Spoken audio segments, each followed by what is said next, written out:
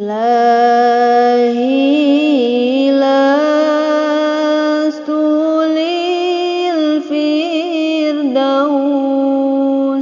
a'la. Assalamualaikum warahmatullahi wabarakatuh. Apa kabarnya sahabatku dimanapun Anda berada? Saya ingin menjawab pertanyaan ya dari klien. Ini cukup panjang tapi sebenarnya bisa diringkas. Oh ya, saya hari ini atau malam ini sedang berada di hotel, di salah satu hotel di Kalimantan Selatan, di Banjarbaru tepatnya ya. Oke, pertanyaannya begini.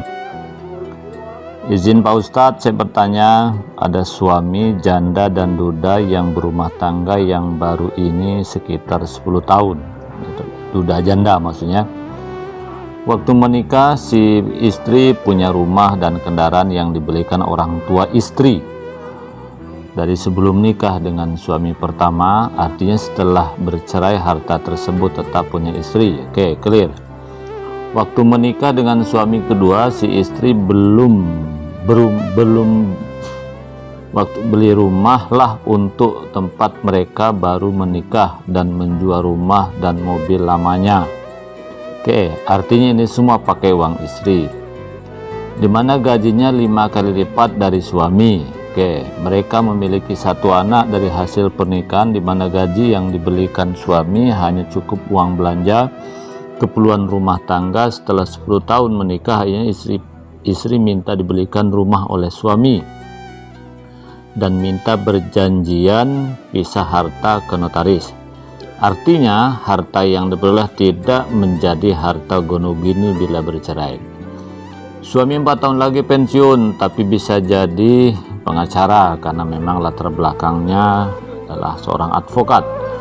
Apakah wajar istri menuntut kewajiban kepada suami memenuhi sandang pangan papan karena sudah 10 tahun nggak ada rumah yang dicicil pakai gaji suami? Istri takut seandainya suami meninggal nanti rumah hasil jerih payahnya bisa diklaim anak dari istri pertamanya. Seandainya bercerai si suami minta bagian harta gonogini, atau seandainya istri meninggal rumahnya bisa diambil mantan, sedang istri juga ada anak pernikahan sebelumnya. Karena itulah dia minta perjanjian pisah harta. Sekarang istri sudah tidak peduli dengan suaminya karena suaminya pura-pura bodoh karena tidak mau membahas persoalan tuntutan istri, belikan rumah atau bubar saja daripada jadi sapi perahan. Mohon pencerahannya Pak Ustadz. Terima kasih. Assalamualaikum. Oh ya Ustadz, istri beli rumah dan mobil itu atas permintaan suami yang senang bergaya, nampak mewah biar seolah-olah dia yang belikan, karena kalau masuk rumah lama istri dia malu. Siap, terima kasih Ustadz. Oke, ini kan curahan ya. Dari sekian banyak curhatan tadi akan saya jelaskan 3 hal. Yang pertama tentang harta ya, dalam hukum negara dan hukum agama itu seperti apa. Kemudian yang kedua, sebaiknya suami itu seperti apa. Kemudian yang ketiga ya, sebaiknya harta ini boleh nggak diperjanjikan dalam bentuk tertulis seperti itu. Oke, saya jawab ya. Yang pertama, harta yang diperoleh sebelum pernikahan adalah milik masing-masing. Itu menurut hukum negara, hukum positif. Jadi harta yang diperoleh sebelum nikah itu milik masing-masing, tidak ada kaitan harta bersama. Tetapi harta yang diperoleh setelah menikah baru harta bersama. Ini hukum positif. Kalau menurut agama beda lagi. Kalau menurut agama, harta yang diperoleh sebelum nikah khusus kepada laki-laki itu ada hak istri, karena suami berkewajiban menafkahi istri. Makanya suami harus punya modal sebelum nikah ya, berarti ada kewajiban menafkahi istri dari uang sebelum nikah, tapi batas kewajiban saja. Nah, tetapi istri tidak. Nah, tetapi setelah menikah, harta yang diperoleh istri adalah ada hak istri, karena suami berkewajiban memenuhi 4 kelompok wanita: ibunya, istrinya, anak perempuan, dan saudara perempuan. Nah, sementara uang yang diperoleh istri adalah harta bersama. Oke, kita anggap saja kita ikuti hukum positif. Saya ulangi, harta yang diperoleh setelah nikah adalah harta bersama. Sebelum nikah adalah harta masing-masing, setelah nikah adalah harta bersama. Atas pertanyaan tadi, yang unik ya, membeli rumah setelah menikah dan apapun bentuknya, itu uang diperoleh sebelum nikah. Nah, gitu ya. Uangnya diperoleh sebelum nikah, tapi belanjanya setelah nikah. Itu bagian harta siapa? Harta masing-masing atau harta gono gini? Kalau menurut hukum positif, kalau terjadi persoalan di pengadilan, pengadilan itu hanya melihat belanjanya kapan, belinya kapan. Misalnya nih, kita kaya raya ya pada tahun 2018, ya tahun 2019 menikah, bisa beli ini, bisa beli itu, bisa beli ini, bisa beli itu, sehingga punyalah segalanya. Lalu kalau terjadi perceraian, maka harta yang dibelanjakan setelah akad nikah tadi ya harta bersama, walaupun diperoleh sebelum akad nikah, kecuali para pihak yang berperkara bisa membuktikan di pengadilan dengan berbagai macam bukti, saksi, argumen yang kuat bahwa harta itu sebenarnya diperoleh sebelum nikah. Ya, tetapi secara umum itu harta bersama. Tapi kalau masing pihak bisa membuktikan dengan bukti yang konkret, siapa saksinya, apa bukti tertulisnya, bahwa itu sebenarnya harta yang diperoleh sebelum nikah, bisa saja. Tapi kalau tidak bisa membuktikan, maka hukum tentu melihatnya belanjanya itu setelah nikah. Oke, clear ya. Nah sekarang boleh nggak diperjanjikan harta yang dibeli segala macam ini bahwa bukan harta gono gini, artinya harta milik istri karena memang istri yang lebih kaya, apalagi katanya gaji istri sampai 5 kali lipat, bahkan 50 kali lipat. Begini, kalau menurut hukum ya, hukum positif, bahwa siapapun yang bekerja, berapapun pendapatan masing-masing, tetap belah dua. Mau harta itu atas nama istri semua, mau harta itu atas nama suami semua, mau harta itu suami yang bekerja atau suaminya pemalas, semuanya itu adalah istri yang bekerja. Pokoknya yang dimiliki setelah nikah adalah harta bersama. Clear ya? Kalau memang ada perjanjian ya silahkan saja, kalau masing-masing pihak mau bersepakat ya, termasuk salah satunya tadi kan ada harta yang dibeli yang uangnya diperoleh sebelum nikah. Silahkan saja kalau para pihak mau, kan kalau mau. Kalau tidak, namanya perjanjian itu kan kesepakatan para pihak, ya silahkan saja. Tapi kalau tidak mau ya jangan dipaksa. Tapi menurut saya ya karena masing-masing pihak punya anak, dipisahnya caranya dihibahkan kepada anak. Kan harta itu kan katakanlah rumah segala macam dibeli setelah akad nikah, gitu kan. Biasanya kan saling ada dokumennya, kalau dokumen suami istri kan dihibahkan caranya ya, dihibahkan kepada anak atau dihibahkan kepada siapapun, masing-masing pihak tanda tangan. Bisa juga, intinya boleh kalau semua saling sepakat. Kalau tidak ya jangan. Tadi kan pertanyaannya, apakah tidak zolim seorang istri memaksa suaminya membeli sesuatu untuk memiliki sesuatu ya, karena suaminya sudah sekian puluh tahun kemampuannya terbatas, bahkan karena mungkin menafkahi anak dari mantan istri pertama, ya menurut saya zolim tidak zolim itu lihat dulu masalahnya, ya. Karena ingat, kewajiban seorang suami, ya, andaikan cerai tetap menafkahi anaknya. Paham ya? Kan suami kalau cerai dari seorang istri, anak kan tetap tanggung jawab suami. Andaikan anak itu ikut istrinya, maka kita berkewajiban menafkahi anak ya sampai usia balik atau 17 tahun menurut undang-undang, bahkan wajib juga memberikan nafkah ibunya, ya minimal upah. Itu kan kewajiban suami itu kan. Andaikan mantan istri kita sudah nikah sekalipun, maka anak tadi kan tetap kewajiban bapaknya, bukan kewajiban bapak tirinya.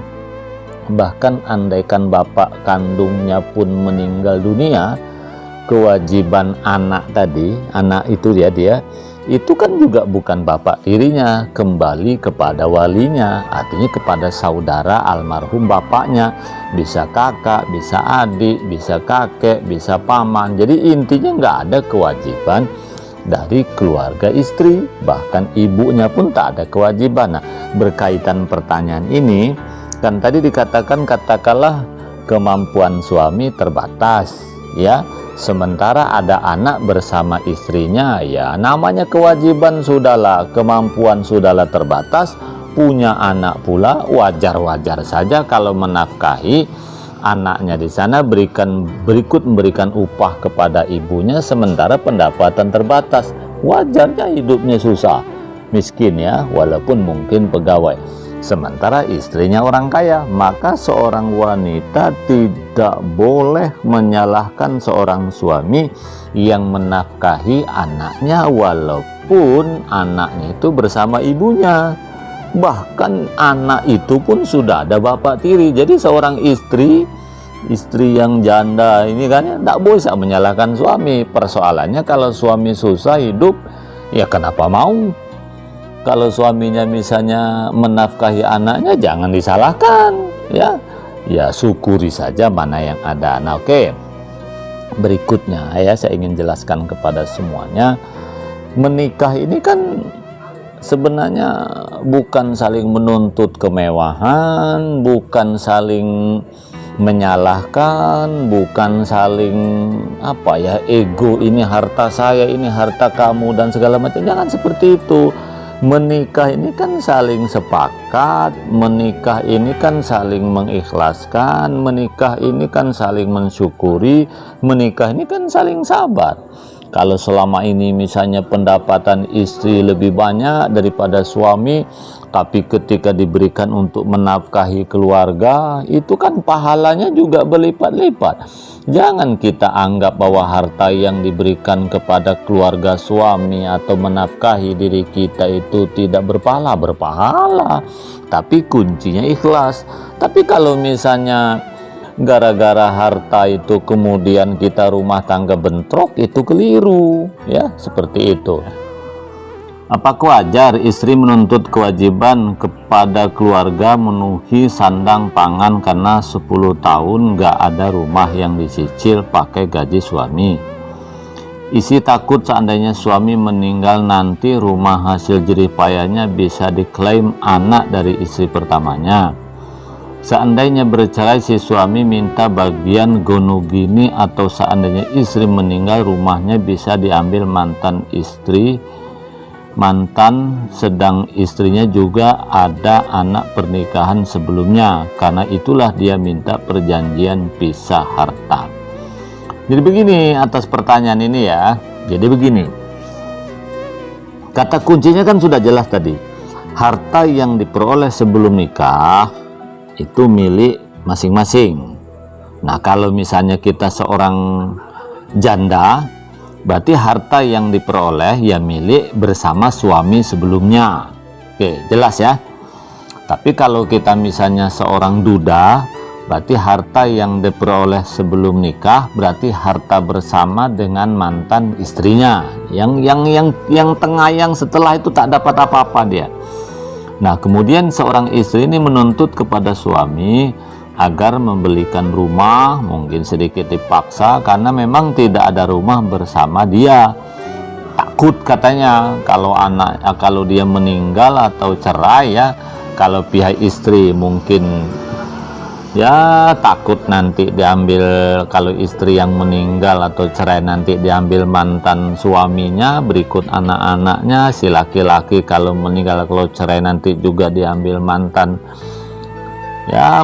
istrinya atau berikut anak-anaknya ya. Inilah masalah harta memang ribet ya. Jadi kalau masalah ini silahkan saja kalau mau buat di perjanjian ya, tapi sebenarnya tak perlu perjanjian pun sudah jelas sebenarnya ya. Andaikan dibuat perjanjian silahkan saja, tapi kalau tidak dibuat perjanjian pun ya bisa. Hanya saja yang agak ribet itu sebenarnya ketika harta itu tidak 100% terbelah.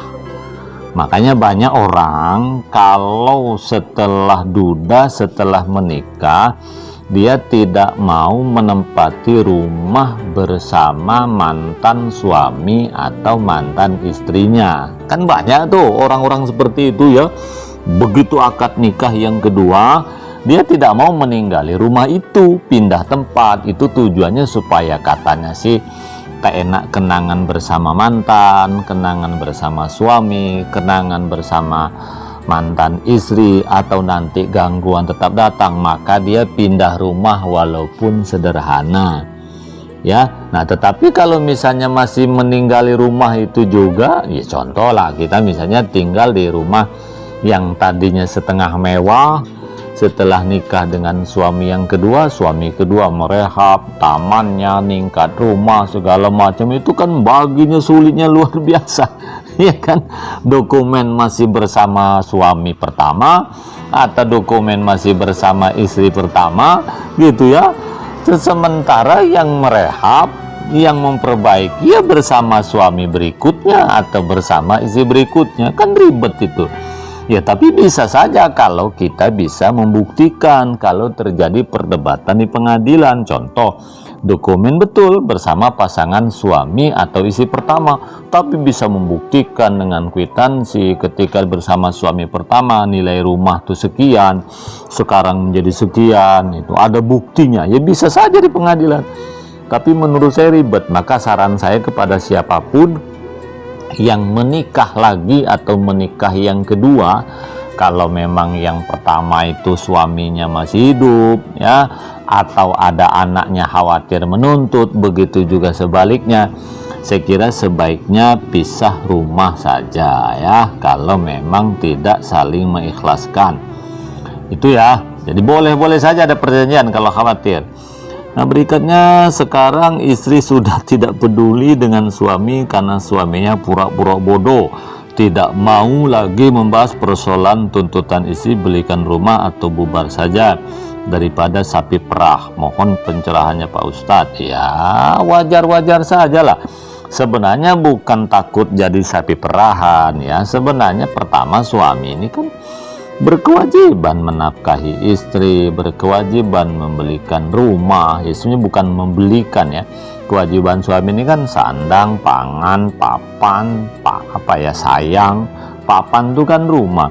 Kalau suami tiba-tiba masa bodoh ya karena takut harta itu diberikan kepada si menganggap sapi perah, ya juga salah juga. Kecuali kalau suami sudah ya mengusahakan ada rumah walaupun sederhana sesuai dengan kemampuan. Istri yang menuntut mewah-mewah baru salah ya. Tapi kalau suami sekedar ala kadarnya pun tidak mau padahal ada uang, juga salah juga ya. Yang paling benar tuh kewajiban suami kan tadi itu sandang, pangan, papan. Jangan tidak mau sama sekali. Jangan terlalu khawatir juga nanti ini bagaimana diberikan kepada mantan suaminya diambil. Tidak boleh begitu karena kewajiban kita ya. Seperti itu. Kalau selama ini rumah dari istrinya, menurut saya itu berarti kan suami numpang. Kan kewajiban tuh ada pada suami. Betul kan? Iya Kak. Oke, ya nanti Istri beli rumah dan mobil itu atas permintaan suami yang senang bergaya nampak mewah biar seolah-olah dia yang belikan, karena kalau masuk rumah lama istri dia malu.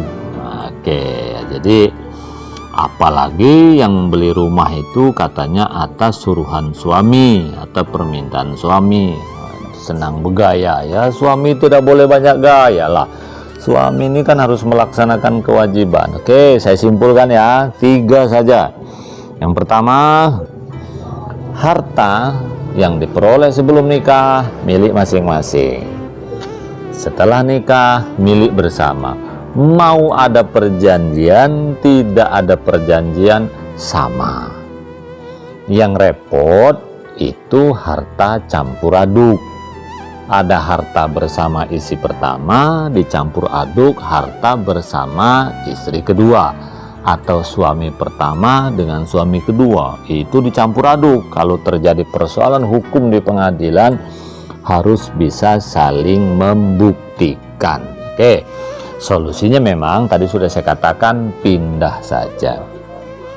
Nah, kalau misalnya beli rumah, beli apapun diperoleh uang dari istri perolehan sebelum nikah, mestinya kalau membeli rumah atau apapun harus diperjelas, ngutang kayak minjam atau apa, dan suami mau tanda tangan atau di atas namakan istri, ada bukti lain bahwa ini rumah saya, kan bisa. Ya, kita aja yang tanda tangan bisa kenapa pula tidak bisa ya. Tapi kalau sudah terlanjur ya repot, caranya kita buktikan bahwa itu perolehan dari sebelum nikah. Kemudian yang kedua ya saya berharap namanya nikah ini jauh usah perhitungan kali lah. Kalau selama ini memang istrinya yang mampu, ditakdirkan Allah menjadi orang yang lebih mampu dari suaminya, silakanlah berbuat kebaikan, beli rumah, beli beras walaupun gaji 5 kali lipat. Itu adalah bagian dari kebaikan, bagian dari pahala. Jangan perhitungan kali ya. Kemudian kepada suami, agar dirimu, harga dirinya meningkat, kita ini yang berkewajiban menafkahi istri, anak segala macam, bukan bini. Ya, malulah pula kita kalau laki-laki harus pula masa istri. Walaupun istri kaya, kita tetap berkewajiban selama kita sehat ya. Kalau kita sakit ya tak adalah kewajiban. Ini yang dimaksud sehat. Kemudian yang terakhir ya, menikah ini kan yang kita cari surga ya, bukan bahagia. Maka saya berharap nasihat saya kepada siapapun, jangan cerai kecuali terpaksa. Karena cerai ini menikah lagi itu ya Allah, peningnya luar biasa, karena sehari-hari menghadapi konflik rumah tangga yang terus berkepanjangan. Saya kira itu jawaban saya, mudah-mudahan dapat dapat ada pencerahan. Nanti kalau misalnya ada yang belum jelas, silahkan bertemu saya, yuk kita ngobrol. Mudah-mudahan ini nanti video bisa dipahami oleh yang bersangkutan. Yang belum jelas nanti bisa ditanyakan kepada saya lagi ya. Cukup sekian. Wassalamualaikum warahmatullahi wabarakatuh.